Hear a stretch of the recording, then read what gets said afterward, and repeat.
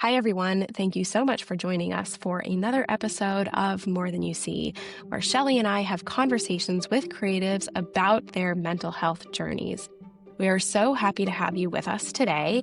And today is a episode that we're just going to jump straight in because Shelley and I were talking off camera and I kind of turned to her and was like, hey, we should just be recording this. So let's just get going. We talk about some really fun but emotionally charged things. We talk about breakups. We talk about birth trauma. We talk about what's the World Health Organization just released their numbers as far as mental health disorders in the world. And of course, as one would guess, those are increasing. And so we talk a little bit about that. We talk about our disconnection that we have with each other and with society. And to round it out, we do end with 3 positive things that are happening in the world right now that are related to mental health, because I think that it's really important for us to remember that even through all of the darkness, there is some light. So without further ado, let's just jump right into this episode. You just came off of a huge, very emotionally charged experience that you were like, whether it was good or bad or whatever you feel about it, it was still like there was a lot that job took out of you. Yeah. And I think it's important to acknowledge that coming down from any job in this profession is really tough. And then add on your already destabilized life with everything happening, Yeah. it totally makes sense that you're so thrown and unsure of what to do next right now. Yeah. And I know a couple episodes back we were kind of talking about like the addiction process of this career and like the cycles that it puts you in of, where you get the job, dopamine hit, you get to do the job. It's, flash flood of chemicals and, you know, heightened excitement and audience or cameras and all that, and then the job ends and then it all depletes. And funny enough, I was at the store yesterday picking up. I have a friend that unfortunately just lost their dog. I know you know what that's like. So I was just picking up a little goodie bag to send over, and I found a magazine about is like the science of addiction, and it just kind of caught my eye. And so I was perusing it last night, but I just part of me even thinks I'm sort of trying to decipher for myself if this career is an addiction cycle for me. As much as I love Mhm. it and I've always loved performing, but I'm, at the age that I am, and I'm just wondering because I've had wonderful opportunities and great luck and, the ability to consistently work, and but it always kind of leads back to the same thing, which is okay, well, you finished that job and now you have to find another job. And I think with my current circumstance of, you know, destabilization is a great word, but, heartbreak and grief and, kind of lost in the wilderness type of feel. Um, that now putting on top of it the depletion of another job. And even so, like during the job, I was just trying, it was just an uphill climb because you're putting on the face and you're putting on the boots and you're putting on the makeup and you're singing the songs and everything's, no one looking at me on stage would know anything that's happening behind the scenes of my own life. Mhm. And that's something I always liked about acting, which was like you can you can dive into something that isn't your life. And I'm just sort of wondering if I'm sort of being called differently now to be like, stop, stop doing that. Start diving more into your own life and not reaching these high highs and low lows. Um, It is an addiction cycle, and because it's like, you know, I'm always like, okay, acting is like temp work, where it's like, you go out to a temp agency, you apply for a bunch of things, you get, um, hired by someone, get put into another job, you learn how to do this thing for a couple months. You're, like replacing someone when they're on maternity leave, like whatever. It's like temping, except with temping, that like that is your job. You are doing this to earn money, and that is it. And with acting and performing and like being in this career, you're thinking that every single temp job is going to lead to the life that you want and is mm, going to create the life that you want. mm, And that's something that I think I've been thinking about a lot is like, I mean, especially with having a kid now, I'm like, okay, what am I doing every day and how does that fit in with my vision of what I want my life to be? Because I bitch all the time about my side jobs and like all of the crap that I have to do in order to maintain this like industry focused life. hmm Um, and sure, would it be easier to like just go get some 9 to 5 job and whatever? Although I know that I would very much dislike that. So like, sure. But I, when I stop and sit with myself, I'm like, okay, I do actually genuinely enjoy the process and the ups and downs, even if I don't get to where I want to be. At least right now. That's my answer right now. yeah. And I think that's something we all have to like I talked to someone on the podcast like a couple seasons ago, and they're an actor and like an acting teacher person, and they were like, if you're not thinking about quitting acting at least once a month, then you're not thinking enough, basically. Yeah. You need to evaluate with yourself like, hey, is this still making me happy? It is great. Okay, we'll do another couple weeks. Yeah. Yeah. And I'm definitely, I think it just frightens me. The newness, the new perspective of thinking just makes me emotional because I get so frightened by it Mhm. because it's all I ever wanted in my life forever, like Mhm. that was that was the thing and there was nothing else. And I'm just kind of concerned where like I don't sit in a seat of like, "Oh, wow, I was thinking kind of limited. Maybe there could be more. Like the idea that like the dreams of my life could be bigger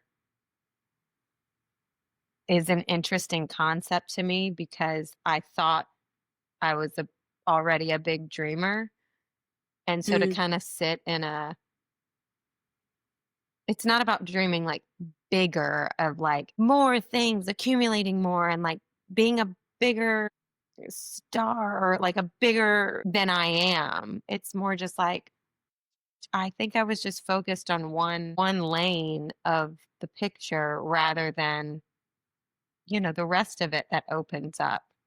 Cuz I was like, "No, I don't care about a family. I don't care about relationships and I don't care about romantic relationships." I would always be like, "Well, if it happens, it happens." I think I'm just being charged with being more intentional of Mhm. where my life is unfolding and because I think the past version of me thought it would just flow naturally, Mhm. well, in a sense, but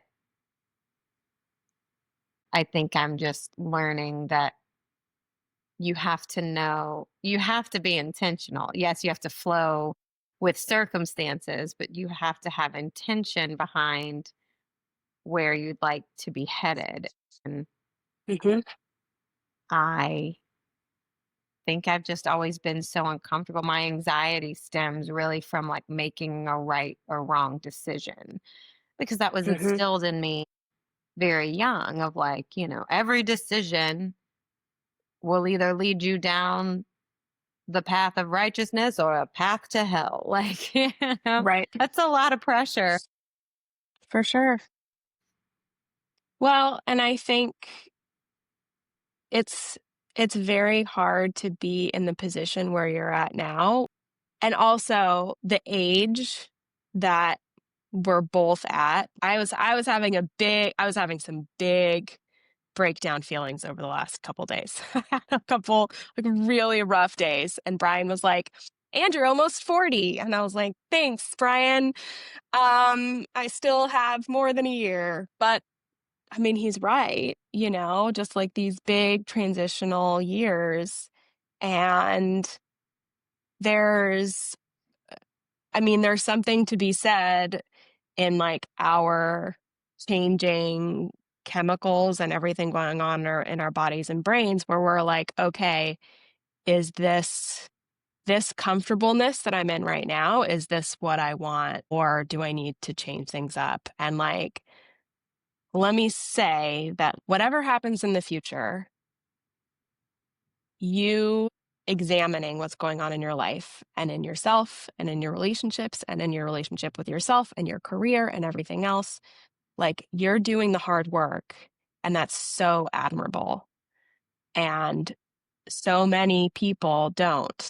And I think that it's something that, like, my relationship that I'm in now is the best and easiest relationship in some ways, and also the hardest. And it's the hardest because I now want to like make sure that I am intentional and that I am like choosing my person and choosing to like fix, like if we have an argument about something, I used to in past times like ignore the argument and then just leave it for years and like let it fester, and it would be something that was like degrading my own worth or my own sense of self or what I want in a relationship. Like I would always put myself second and like let my partners be first and be like, that's okay.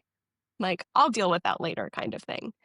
And now I'm in a relationship where both of us respect each other so much that we're like, no, we're going to fucking figure this out now. And that's really hard because it's like, I don't want to, talk to you about this for whatever, but it's like doing the adult stuff. So, Shelley, I hate to say it, but you're like an adult now. Yeah, it's terrifying. Yeah. You know, it's nice being a kid where you're just guided and, you know, you don't have to take your own accountability. Yeah. um, What are you doing for yourself? well, I did get my nails redone yesterday, Woo. which is funny because the character I was playing in the musical that I was just in was a big nail gal, and so I had fake nails Mhm. on. And I was like, I'm enjoying them. I'll go, Mhm. a few more weeks with it and see how I'm enjoying it. I'm actually, on the quest of things. I have applied for a new job that's just like a part-time senior care provider of basically someone who's able to provide driving assistance or errands or just companionship. Mhm. The elderly has always been held like a very dear place in my heart just because my grandparents were like, I had the old quote unquote older parents um, Mm. amongst my friends, and so my grandparents were significantly older, and one of my grandmothers had Alzheimer's disease, and she lived in an assisted living facility, and it's just a lot of things that I had realized young that kind of scared teenagers or scared people. I was just always around because it was part of my life of like, yeah, old people lose their minds and or need help in, various ways. And, it's I'm sure it's scary to most people because it's a look at our own mortality, I'm sure, of just like, oh gosh, it we don't want to lose the control of our faculties or our minds and things like that. But I always just took it as like, I'd love to help. I think seniors are a vulnerable community that can get passed over a lot as well. Just so many communities can, but that one always reaches to my heart. I'm in the process of like getting onboarded to see how that, can, be another addition to my life and something that I feel of service to. Hmm. See what I think that that's, may bring, while I'm evaluating and there's just a lot of attention, there's just a lot of time with myself, which is great, but I also want some of that attention off of me. So I would like to yeah, put that attention elsewhere in a way that I can be of service. I think that's really valuable. Um,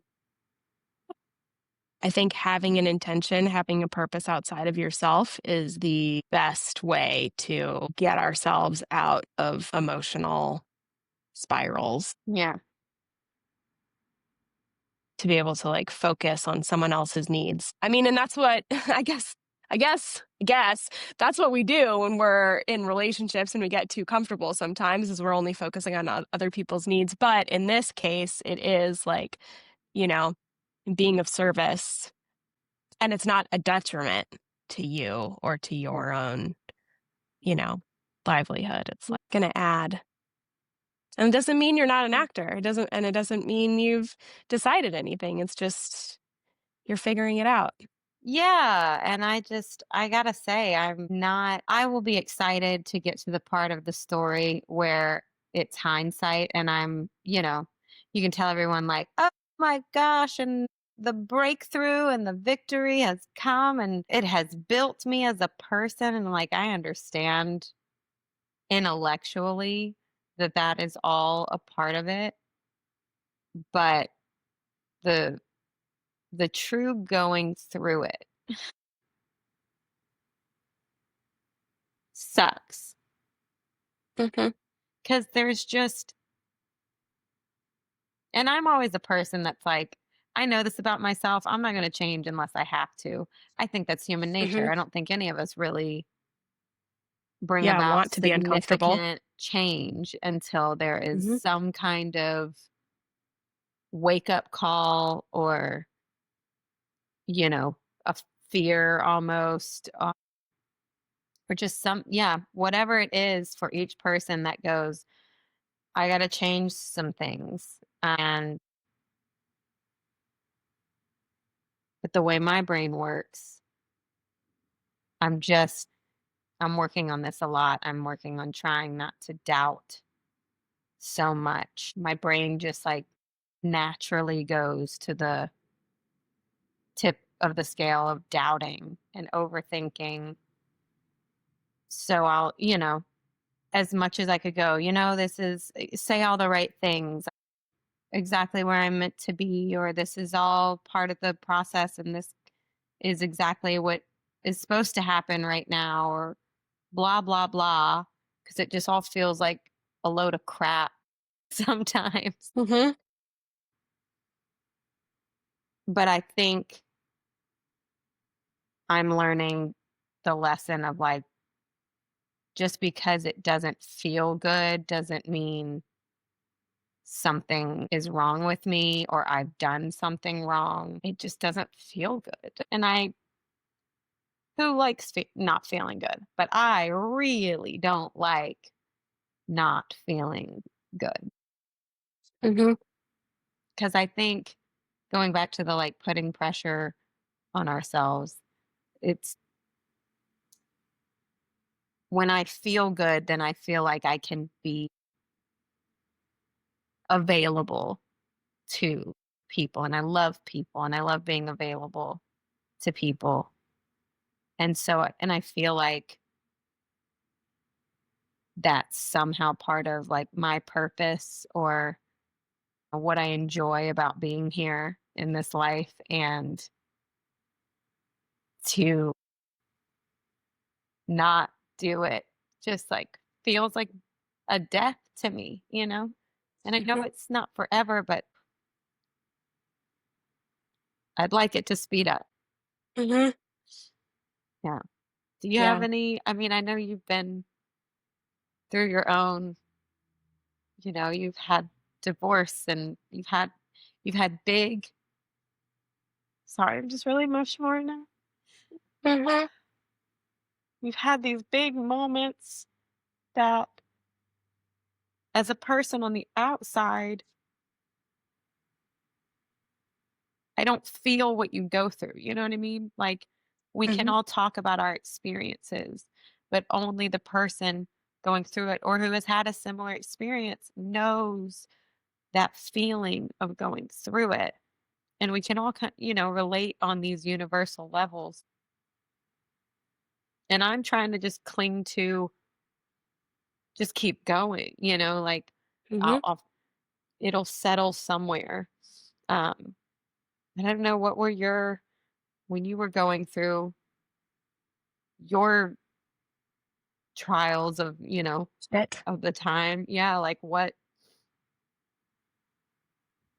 was your day by day when you're just like stuck in it? I mean, I think for me, it was taking care of my dog. Like that was the only thing that got me through. And that's why I think that, like, again, having something outside of yourself to take care of, even if it's another person, like, and obviously you've got a dog as well,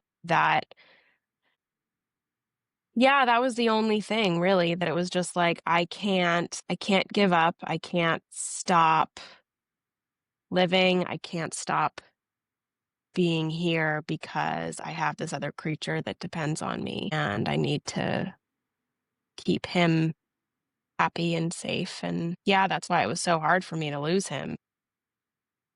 And I think, now it's like something that Brian does with me that I think you should do that's helpful. This is what I've been doing the last couple days is when I have big emotions, I first of all, naming your emotions because, and beyond just like sadness, there's always something else underneath it. For me, for the last couple days, it was disappointment, anger, sadness, but mostly disappointment and anger. And so Brian would say to me, say to yourself, I'm disappointed, and that makes sense because. And if you name it, it is very helpful. And for me, like I haven't talked about this much on the podcast, but for me, like I had a very difficult birth with Beckett. And it was very much not what I wanted it to be. And there was some stuff that happened over the last couple days that really like brought that front and center for me Mm. emotionally. And I had to do this multiple times for myself over the last couple days because I was really a bit of a mess. And so I would say, like right now I'm feeling disappointed. And that makes sense because it was my only opportunity to give birth and it went fucking haywire. It was a disaster. Um, May I ask, and so, yeah, did you do the like I don't know, or allowed to say, did you do it vaginally or did you have a I did C-section? not. No, C-section. I had an emergency C-section. Okay. Which Uh, was not your plan, obviously, it was is what you're very saying. much not my plan. Got it. Yeah.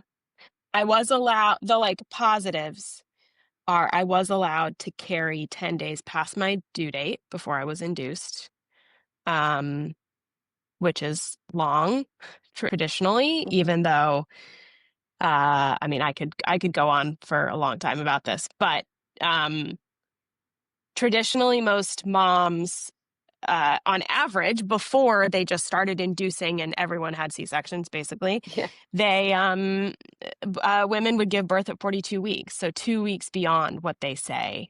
And if you're over 35, they usually induce you at 39 weeks. So 3 weeks early, basically, they usually Okay. induce. So I was allowed to go to 41 in a couple days. So that in itself is very lucky. So that was a positive. Mm-hmm. Where things really went haywire was I was um I was induced and then my doctor immediately broke my water, which is a huge violation and is not everyone I've talked to is like, that's fucking insane because your body is like, I was like not in labor. And then that throws you immediately into labor and puts a lot of stress on the baby. It puts a lot of stress on my body. And so many, many, many hours and lots of stuff later, basically, he was shredding my cervix because of where he fell when they broke my water because he's not supposed to fall, And so I was bleeding a lot and that's why I ended up having an emergency C-section. But there's just I have a lot of personal anger and frustration tied up with all of that and personal anger towards myself, which is unfounded and it's not based on anything, but I have a lot of Right. anger towards myself that I didn't do more to try and go into labor naturally. And like I also know that as I'm speaking this that's ridiculous because I like I like did all of the things. I like was eating all of the dates, eating the salad, had the like induction massage, like did all of the stuff. It was September of last year. It was really fucking hot. So was supposed to be out walking, which I did, but I also like didn't want to put my baby in danger. So I wasn't going to walk when it was 95 degrees outside. Yeah. And so, but I still have a lot of like, what ifs? What if I would have, like, yes, I walked 4 miles before the baby was born, but what if, like, the day before? But what if I would have walked 5? What if I would have walked until my water broke? Like, Yeah. if that, why didn't I do more, basically? Not helpful to anyone, No, especially to myself. it's so funny of like circumstantially, I cannot relate, but the way your brain operates, I completely understand of like the way I'm putting all this pressure on myself, and going through heartbreak and grief. And even though it was my decision, Mm-hmm. the fact that it is the same pressure that you put on yourself of the shoulda, coulda, wouldas, the what ifs. Mm-hmm. How could you have avoided? That's the interesting part that I love about mental health and brain function and the way we are as humans of something happens in our lives. It's not ideal. It's not the way we wanted it to go. And yet our brain will fixate, even though it's already happened, of to problem solve it. How could I have avoided that? How could I Mm-hmm. done something differently? Or like you're saying, replaying the tape of was the walking not supposed to happen, whatever the actions we did that ended up happening or bringing about the circumstance. And then to kind of put a little like faith play in this, it's just interesting of like when you go, but maybe that's exactly how that was supposed to happen, Mm-hmm. and why can't speak for myself. It's like if this is exactly how this is all supposed to fold, what's so hard about trusting that that's exactly how it was meant to happen? Mm-hmm. Even though we said, nah, no, but if it was meant to happen, it was supposed to happen perfectly. I was supposed to have the ideal, Mm-hmm. was supposed to go in, have the natural labor pains, then do the thing that is expected. And it Mm-hmm. didn't happen. And now here you know. it still weighs on you. And I'm sorry that that still hurts. I mean, and it's something that, like, that we like, this is another thing we don't talk about enough. This is actually like in the first few months postpartum for me, I was like, oh shit, maybe I need to like switch all of my focus to this because the lack of communication. When I was postpartum, I would have given anything to like talk about my trauma. I like wanted to tell. I wanted to like share and have empathy and have people ask and feel like I could connect with someone else who had a bonkers experience like I did. And then now, being almost a year past that, I'm like, it's still so painful for me that to talk to other people about their experiences is also painful. And so now I'm on the other end of it where I'm like, oh, me wanting other people to be open about their experience, they may not have been ready for that. I was at the time. And so it's such a complex thing. And this is, I mean, especially with what's happening in our administration. And honestly, the laws around birth and everything now in general, it just like is terrifying, like on so many levels. And it's, oh my God, it makes me so angry. And this is in a, like, well, I was going to say we're in a, developed country, but we're also in a developed country where our, maternity death rate is higher, way higher than it should be, especially in low income communities and in communities that are not white. And I fully see how that happens because the the way that they just like don't treat moms as people in those situations and are just like, well, this is what we're doing next to you. I mean, it really is like you're a vessel, and the important thing is the child, and the vessel, their I mean, their physical health, sure, they want to save the mom, but the mental toll, they don't care. It's not important. And not to completely change the subject here, because I think this is like, but Brian Please. sent me an article today that it's kind of on the same subject, but it's actually that they just released new mental health statistics because, the World Health Organization every few years does researches how people are doing in the mental health space. And we would expect it's not good. It has Mm. increased so much. They are now saying that over 1 billion people, so nearly 1 in 7 people, live with a mental disorder. And they're saying that 71% of people with psychosis do not receive mental health services. And it is on average, this is crazy, is on this one World Health Organization website, they actually say that spending disparities. So in the US, they actually say that it ranges about $65 per person in high income countries towards mental health services. But in low income countries, it's just 4 cents per person. A global median of just 13 workers per 100,000 people. So 13 workers to help 100,000 people who are suffering from a mental disorder. And number one, we're not alone in our Right. feelings.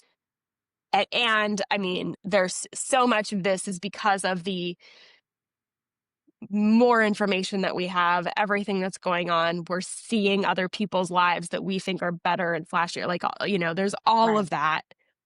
But, and also, I also think that so much of it is because we are siloing ourselves and not sharing things. Like, not this is of no slight to you or no slight to anyone, but I'm actually like, I'm surprised that I haven't told you my birth story yet. We are really good friends, and the fact that this isn't something that is just like discussed amongst women Mm-hmm. is, to me, is like that's a little sad. Like, is It is. it is something where if, when you go through a big breakup, when you like when you lose a parent, when you lose a pet, when you have these big emotional experiences in our lives, instead of us going, hey, I want to hear your story. I want to hear how you're feeling. I want to Yeah. hear how you're doing. I want to hear it all. And Yeah. we don't do that. And I think that this podcast and other platforms hopefully will encourage people to share their story and to listen to others. Yeah. And And I always, and it's something too, like we're doing this on this podcast of, for me, getting on board with you is helpful to talk to each other. It's like we're doing it in a mhm, public forum type space. But I would also like to take that a step further of like, you don't have to have a podcast to mhm, share your story. Just like yeah, you were saying, we've been friends and you haven't even shared it with me on a personal level, but personal level. just happens that like right now this felt like the time, and not everyone is called to, public speak and everything. But I think the point that you and I are getting to is that you're exactly right. We don't tell each other these things. And I would go as far as to assume, because I know my own brain, that usually when I don't say certain things, it's because I I don't think I'm like special to and it's a harsh rhetoric, but harsh critic in here. Like special enough to provide my own details. Like my brain will Mm, go, well, everyone has had their bad experiences. So what makes yours so unique that you would need to speak up and, you know, share it? Like everybody's going through something, they don't want to hear yours. And it's just the biggest lie we can ever tell ourselves. Um, because I would never say to you, don't tell me your story. I would never say mhm, to a friend, I would never say to anyone outside of myself, I don't want to hear your story. Everyone's going mhm, through something. right. It's important to remember that you also like sharing, and of course there's exceptions to this, but you sharing your story and your emotions is also being of service to other people, because you being honest about yourself may allow them to be honest about something that's going on in their life. And I think that, there's preaching and there's like, pushing of your, thoughts, but that's not obviously what we're talking about. It's the just sharing, the exchanging of stories.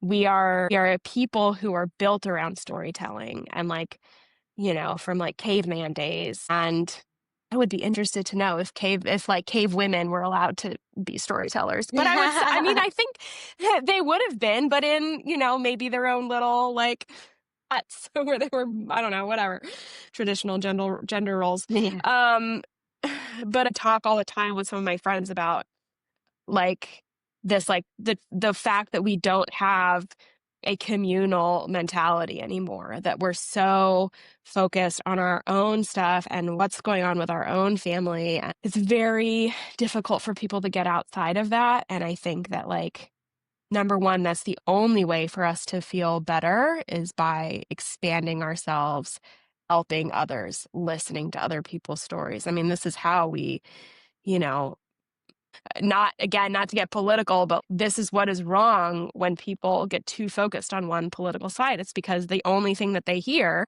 is that one side of the story. And so it's Mhm. so important for us to share all of these sides of the stories, Yeah.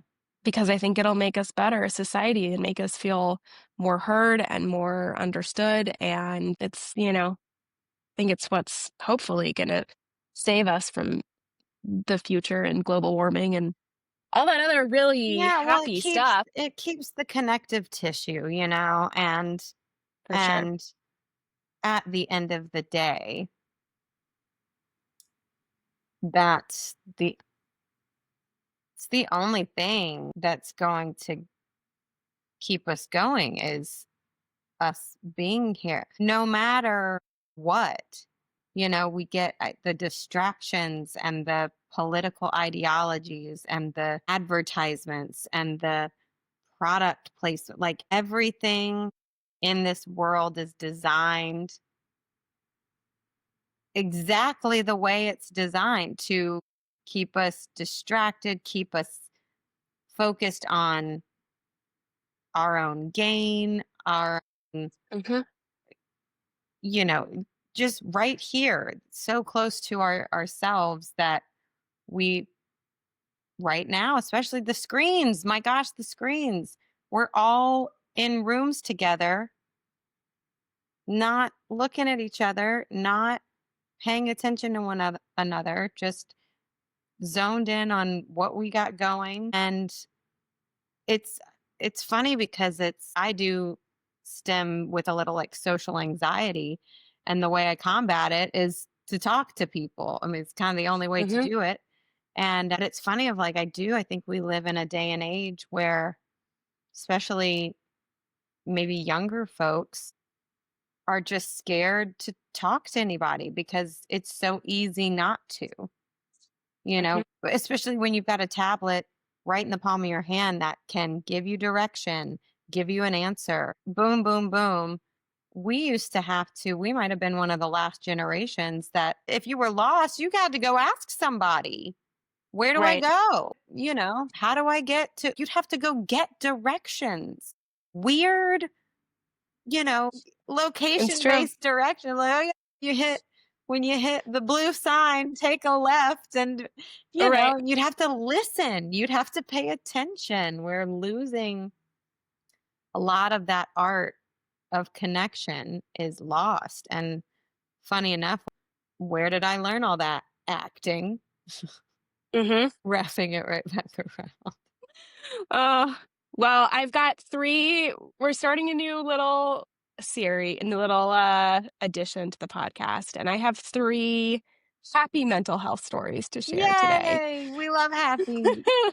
I know, right? Um, and they're really awesome. Number one, there's a article where a psychologist from UC Chicago reports that just 50 minutes spent in nature improves cognitive performance, such as attention and memory, by 20%, while also alleviating anxiety and enhancing immunity. I can So, attest to that.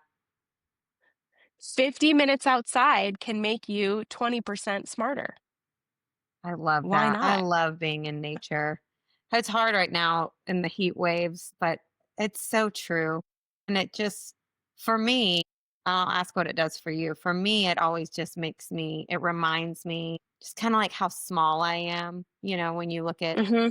trees, I love trees and the uniqueness of trees and the different varieties they come in, and then you see the wind in the trees and you see flowers growing and you see the grass, and just the cycle of nature is such a beautiful reminder of For sure. the cycles in our own lives. What about you? What do Yeah. you, because you love to walk.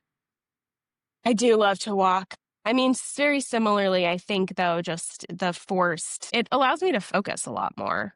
I think it's also just the walking, like there's really something about our brain and our body connection and how, I can be at a computer and be so scattered with my tasks, and I'll be outside and I'll still be working on my phone and doing whatever, but I just like bang through things because I'm just able to be like, okay, I'm going to do this and I'm going to do this. And it really, I'm like charged up by the sun and then getting through my to-do list. It's great.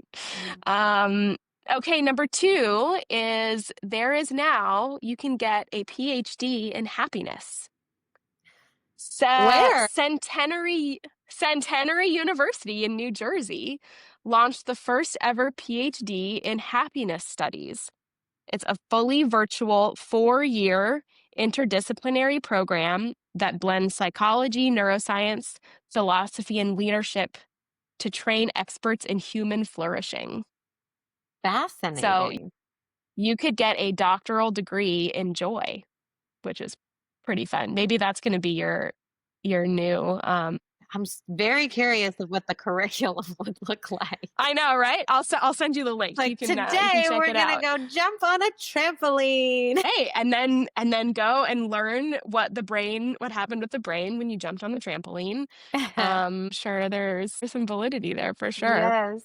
And number 3, and this one actually makes me feel a lot better because this is something that just I spiral about all the time, is climate change. And Yale has been doing some research, and they have found that Americans who feel climate-related anxiety are not paralyzed, but are actually more likely to engage in climate-positive behaviors, from protests to family conversations to lifestyle changes. So that makes me really happy because that's definitely something that, like, I'm constantly concerned about the climate and our our poor world, and it's nice to know that, like, it isn't just paralyzing people, it's encouraging people to make small changes in their lives. Yes. Because I do feel like I certainly feel this way. Like, Brian and his 2 girls are vegan, and I have always been a very conscious meat eater. Mm. I definitely don't eat meat every day. I definitely don't eat it at every meal. And I have now been very conscious about, like, making sure that I'm, getting a lot of protein in other ways, more sustainable ways, Hmm. because we've got one earth, y'all. So that's it. I've always said, not always. I've recently said, it's funny. I Mhm. was working in the Palisades before the fires Mhm. last for the fires. That was this year. So last year. And my drive, would spit me out on the PCH, and I'd be right by the beach and see the ocean and the clouds and the trees. And I had this thought where I went, ooh, she's gonna outlast us all. It's, yeah, while yes, the climate change is real, it's the fact that, like, be careful with the earth, everyone, because Mhm. she's not going anywhere. She's just going to Right. get more angry if we don't It's take true. care of her. That's true. And It's so a very that's good where I point. feel, yeah, that's my feeling on it. So, yeah, we do, it is important that our lifestyles and our habits, like you were saying, small implemental changes. It doesn't have to be, get rid of your entire Tupperware system tomorrow, or stop eating meat tomorrow, but just little subtle changes. A big thing for me was, having a reusable water bottle of, Mhm. you know, because it's so easy to be okay, just pick up and toss and recycle. And go, where? Then my thought goes, where does the recycling go? Where does it Right. go? Um, Yeah. so, little by little, change the world. Yeah. That's all we can do. That's right. Well, those are How are you lovely, feel I was lovely gonna say, how points. are you feeling now? How are you I'm feeling now, feeling a little Shelley? The better. end of our Good. Yeah, by the end, I'm feeling a little better. It's so funny. Just the realization of it's really when I just get so focused on myself. This being Mhm. here allows me to focus on another topic, or even if we're speaking of my own life, like I am involved in something that's not just ruminating in my own head about what makes me sad or anxious, all these things. So I'm like, it's so interesting. It's counterintuitive. My brain thinks the more responsible thing is to focus on whatever is making me unhappy and try to fix that. Whereas it's Mhm. the polar opposite. It's, focus on something else that's good. Focus on acts of service. Focus on positive movement that you could make. So our brains are so powerful, and I'm just realizing how powerful mine is, but it really can steer in the wrong direction of power. that I want it to go. Work in progress. That's right. We all are Yeah. forever, which, there's some positives in that. Yeah. Well, thank you, everyone, for listening to us today, for Yes. sharing space with us and being with us. Obviously, please reach out if there was something here that resonated with you. If you want to send Shelley all the love, just reach out to her I on accept Instagram. encouraging She messages. accepts. Thank you. Yes. And please, here, I guess I'll just wrap it up. Shelley, are you good? Go ahead. All right. Let's just remind yourself and everyone else that everyone has a lot of stuff going on. So be kind to yourself and be kind to everyone else.